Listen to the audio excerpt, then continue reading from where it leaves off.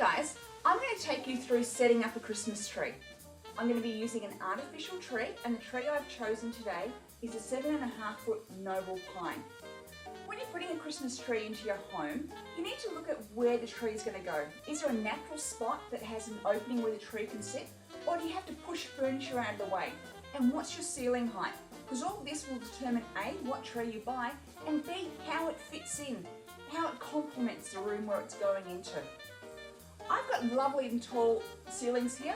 They're roughly about the 8.5 foot mark, and the tree's 7.5 foot. So I've got nice clearance there at the moment, but I need to allow for either an angel, a star, or whatever other embellishment that I might put at the top of my tree.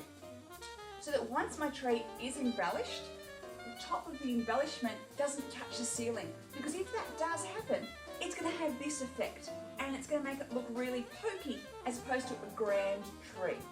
You also need to make sure that you have sufficient space for the tree to fit in at its widest point. The tree I've got here is very conical, so the widest point will be right at the bottom. There's also other trees that we have in our range that have more of an in and out effect. So it won't just be right at the bottom that they'll be at their widest, you'll also have the effect coming all the way through the tree. If you don't have much room, go for a slimline. Nice and slender, it'll sneak between your furniture. If you need to push your furniture out the way and you've almost got enough room but not quite that beautiful tree you've selected because it's so wide, you can do this little trick. As opposed to having your branches extending all the way out, and I would do this obviously down the bottom because that's where we're trying to make the tree come in more, have it all upwards. I know it doesn't look like much, but I've just taken that whole tree in by 10 centimetres, and that could make the difference between you having that beautiful large tree that you want and having to go for something like a slender pencil pine. So now that these branches are folded up and the tree has come in by a good 10 centimetres, and it could make a big difference at the bottom of your tree where the foliage is much longer, you're actually going to get it in closer to the wall or closer to that bookshelf that you need to get into, so it'll fit. So we've decided on which tree we want, we've decided where we're going to put it. We get home and we have this huge tree that's packed into a nice little tight box. And all of a sudden you've got to make it look like that glorious thing that you saw in the store.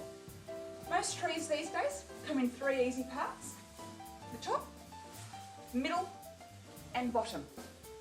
And whereas many years ago trees were only available in hook form, where they used to all have layers on each thing being A, B, C, you had to hook each branch in, which used to take a lot of time.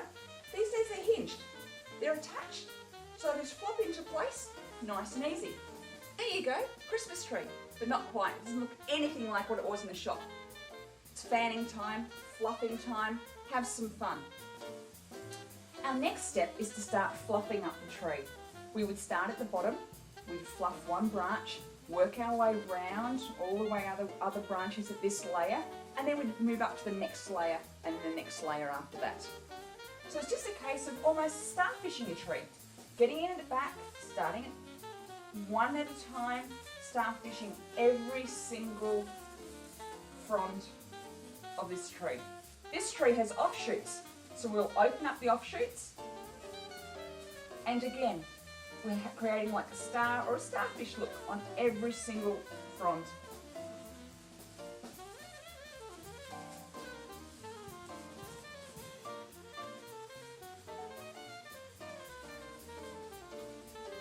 It takes a while to get around the whole tree, but the more time you put in now to having a beautiful balanced looking tree, the better the effect is once the tree is set up and fully decorated.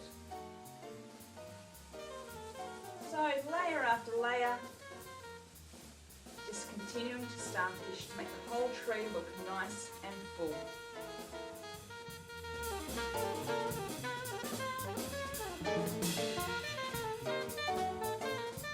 With the top bit, sometimes it's easier pulling the top bit away from the tree and doing it in your hands. Otherwise you're at the top of a ladder, leaning over. Unless you're a ballerina, arabesques aren't always that easy.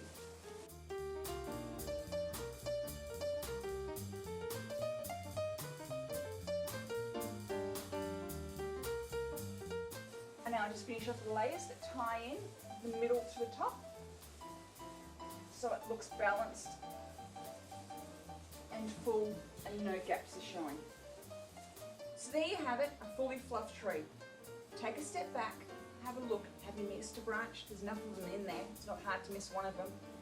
Have you created a hole where you don't want one? And if you're happy, next step, lights.